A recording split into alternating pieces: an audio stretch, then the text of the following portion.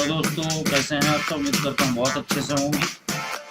अगर आपने जीआईसी प्रवक्ता या फिर नेट या असिस्टेंट प्रोफेसर का समाज सात सब्जेक्ट से फॉर्म भरा हुआ है तो ये वीडियो आपके लिए खास होने वाला है, क्योंकि इस वीडियो के अंतर्गत मैं ये बताने वाला हूँ सिलेबस के अकॉर्डिंग कि आखिरकार कौन कौन से ऐसे टॉपिक्स होते हैं जहाँ से क्वेश्चन हर हाल में आते हैं, चाहे आपका जीआईसी हो या फिर एनटीए नेट हो या असिस्टेंट प्रोफेसर हो या जीडीसी हो, समाज शास्त्र से संबंधित है ना। तो ये टॉपिक पर बताएंगे कि आखिरकार किन किन टॉपिक्स को आपको अच्छे से करना है, जिससे कि जैसा कि अगर हम जीआईसी की बात करें तो वहां पर 80 क्वेश्चन आने हैं आपके, और 80 में से 70 प्लस क्वेश्चन आपको मिल जाए।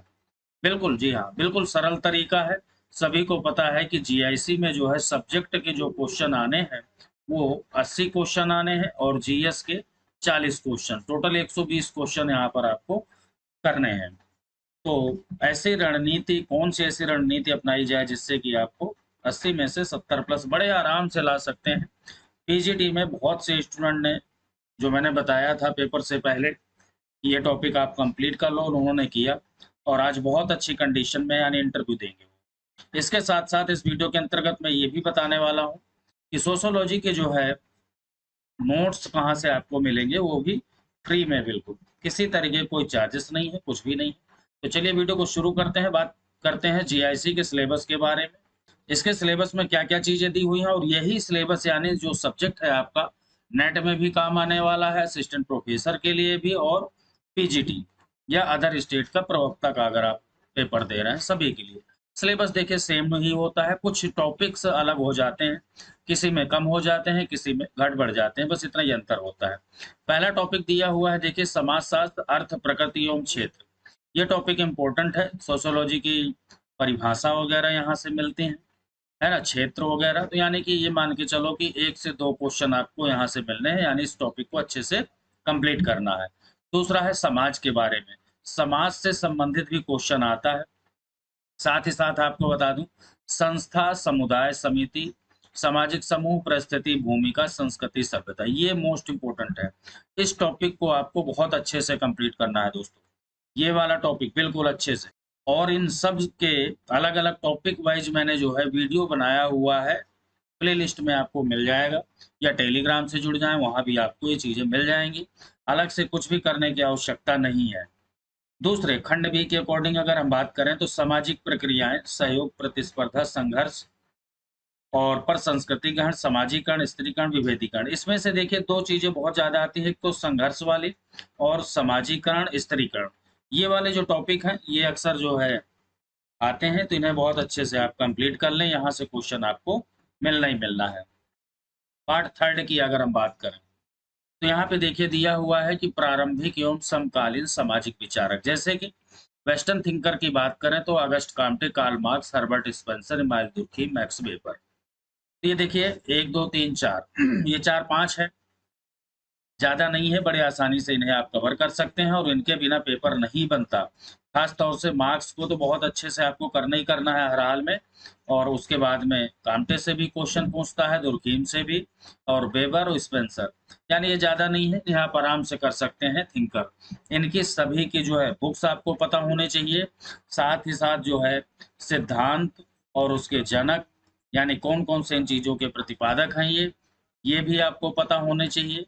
और इन सब से संबंधित वीडियो आपको मिल जाएगा। पहले ही मैंने पूरी क्लास, सोशियोलॉजी की पूरी क्लास कंप्लीट कराई है पीजीटी के एग्जाम से पहले, तो वहां पर आपको ये सारी चीजें मिल जाएंगी। इंडियन थिंकर की बात करें तो देखिए यहाँ पे दिया हुआ है राधा कमल मुखर्जी, एमएन श्रीनिवास और धुरी, ये 3 विचारक दिए हुए हैं, बड़ी आसानी से कर सकते हैं।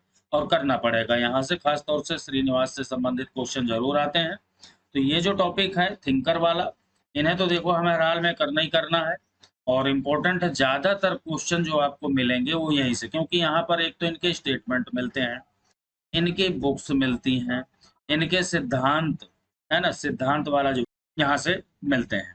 अगला क्वेश्चन देखिए, खंड जो है 4 की बात करें तो समकालीन समाजशास्त्री सिद्धांत, सिद्धांत के बारे में देखिए, प्रघटना शास्त्र एवं लोकविधि विज्ञान, प्रकार्यवाद, संरचनावाद, मार्क्सवाद, संघर्ष सिद्धांत, विनयन सिद्धांत, प्रतीकात्मक अंतःक्रियावाद।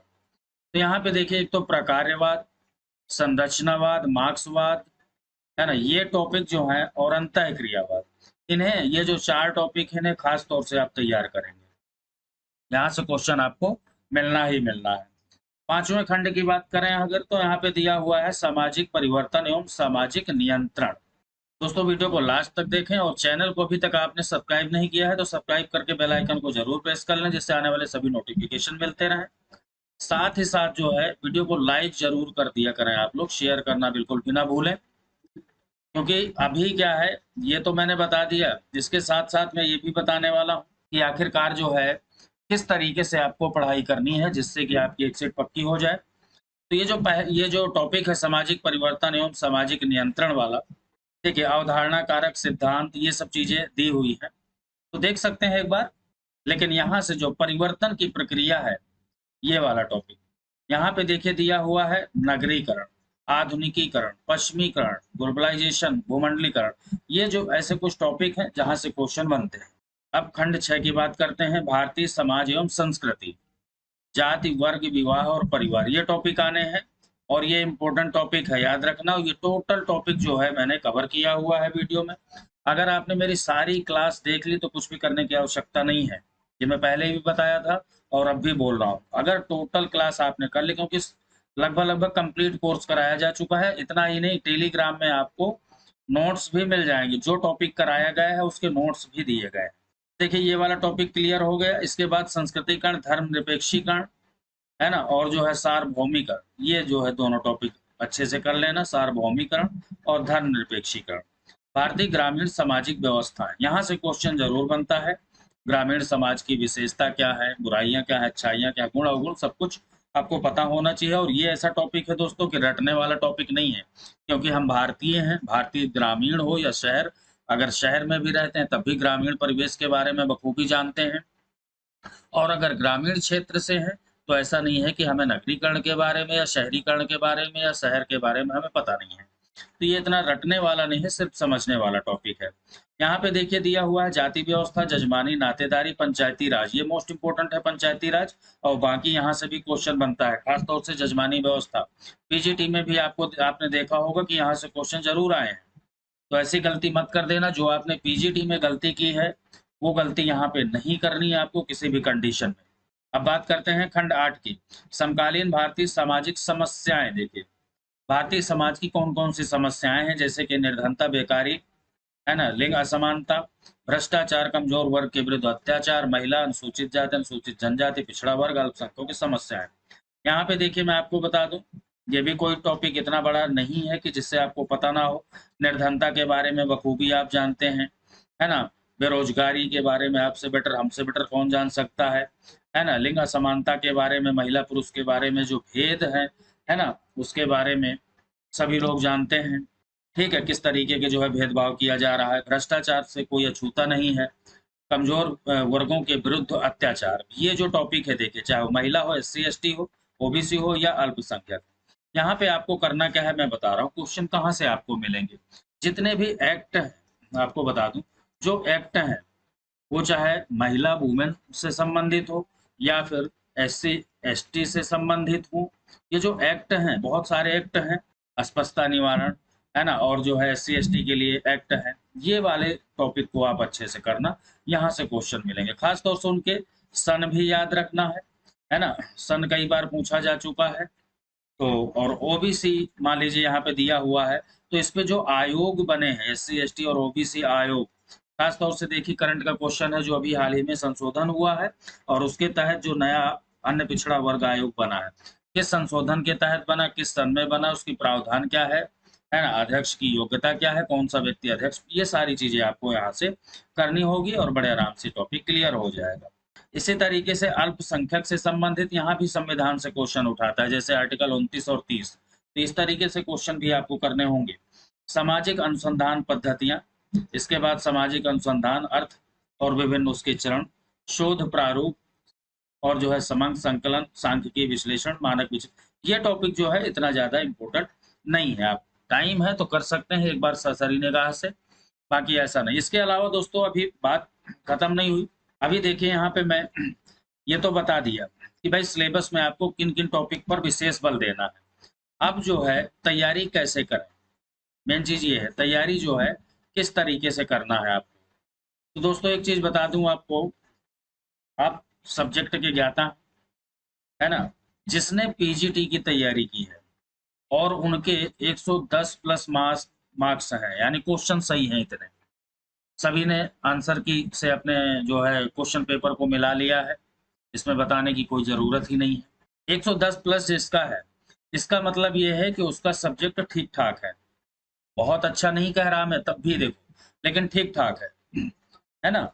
लेकिन अगर इससे कम है आपके मार्क्स, वहाँ पे क्वेश्चन पीजीटी में इससे कम है, तो ये मान के चलो कि सोशियोलॉजी जो सब्जेक्ट है, यहाँ पर आपको अच्छी मेहनत करनी होगी। और उसके लिए जो है आपको करना क्या है, चाहे आपकी 110 प्लस है या फिर उससे कम है, दोनों तरह के स्टूडेंट के लिए मैं बता रहा हूँ। कुछ नहीं करना आपको, पहला काम है कि चैनल को सब्सक्राइब कर लें, और दूसरा काम है कि टेलीग्राम से आप जो है जुड़ जाएं। अगर आपको व्हाट्सएप ग्रुप में जुड़ना है तो 9997123632 ये मेरा व्हाट्सएप नंबर है, आप मुझे मैसेज करेंगे और आपको सोशियोलॉजी के व्हाट्सएप ग्रुप में जोड़ दिया जाएगा, बशर्ते अगर आप एक्टिव हैं, एक्स्ट्रा तैयारी करना चाहते हैं तो देखिए सब्जेक्ट इस तरीके से करना है, चाहे आप नेट की तैयारी कर रहे हैं या फिर असिस्टेंट प्रोफेसर या किसी भी अदर स्टेट के प्रवक्ता के लिए, सभी में लगभग घूम फिर के यही चीजें आती हैं, यही सिलेबस होता है। तो टारगेट जो यहाँ पर रहेगा सब्जेक्ट का आपका 80 क्वेश्चन आपके आने हैं, सभी को पता है। यहाँ पर जो आपको टारगेट बना करके चलना है, वो ये मान के चलो कि 65 प्लस का टारगेट लेकर के चलना है अभी फिलहाल। बाकी डिपेंड करता है, देखो कि क्वेश्चन की प्रकृति क्या था, स्तर क्या था, है ना। जैसे पीजीटी का एक नॉर्मल पेपर था, ज्यादा टफ भी नहीं था तो ज्यादा इजी भी नहीं था। तो अगर इस तरीके का पेपर आ रहा है तो इतने क्वेश्चन का आपको जो है टारगेट लेकर के चलना होगा। और अगर इतने क्वेश्चन आप कर ले पा रहे हैं, क्योंकि नेगेटिव मार्किंग है भाई, 1/3 की नेगेटिव मार्किंग है, सभी को पता है, और इसके संबंध में मैंने पूरा वीडियो बनाया हुआ है, अगर आपने नहीं देखा है तो आप देख सकते हैं कि जीआईसी में अपनी एक सीट पक्की करने के लिए कौन सी रणनीति या कौन सी ट्रिक का उपयोग करें। उसके लिए आपको प्लेलिस्ट में जाना होगा या टेलीग्राम में भी मिल जाएंगे। तो देखिए अगर इतना आप स्कोर कर ले पा रहे हैं तो बहुत अच्छी कंडीशन है। अब बात करते हैं जीएस की। जीएस देखिए 40 क्वेश्चन जीएस के आने हैं, और यहाँ भी देखिए निगेटिव मार्किंग तो रहनी रहनी है। 40 में से अगर आप 30 प्लस कर रहे हैं, 30 प्लस, तो ये बहुत अच्छी बात होगी, है ना।